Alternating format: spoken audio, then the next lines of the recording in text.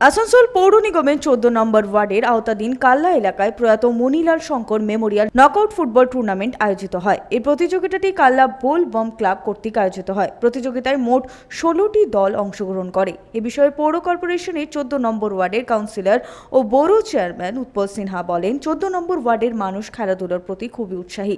আজ একটি একদিনের ফুটবল টুর্নামেন্টের আয়োজন করা হয়, যেখানে 16টি দল অংশগ্রহণ করেছে। তিনি বলেন, এলাকায় মন্ত্রী মলয় ঘটকের নেতৃত্বে খেলাধুলা প্রচারের জন্য অনেক প্রচেষ্টা করা হচ্ছে।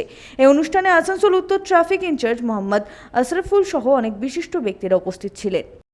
আমাদের ওয়ার্ড নম্বর 14 আমাদের একটা খেলাপ্রিয় ওয়ার্ড। এটা প্রত্যেক বছরই এখানে 3-4টে ভালো টুর্নামেন্ট হয়। তার মধ্যে অন্যতম আজকের যে টুর্নামেন্টটা একদিবসীয় হচ্ছে, তার মধ্যে 16টা টিম বিভিন্ন স্থানে আসানসোলে এই খেলায় অংশগ্রহণ করছে।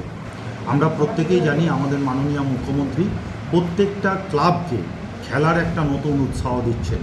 আমাদের যুগান্তকারী যে বক্তব্য আছে, কোনো ধর্মগ্রন্থ নয়, খেলার মাঠে গেলে আমরা আসল যে গোল, জীবনের গোল, সেটা খেলার মাঠ থেকেই পাওয়া যায়। স্বামী বিবেকানন্দের উক্তি, সেই উক্তিকে পাথেয় করে আমরা এই খেলা উৎসাহ আমাদের মাননীয় মুখ্যমন্ত্রী এবং বিধায়ক মলয় ঘটকের নেতৃত্বে আমরা খেলার উপরে জোর দিয়েছি এবং এই খেলা চলছে। সঞ্জয় যাদব, 99 নিউজ বাংলা, আসানসোল।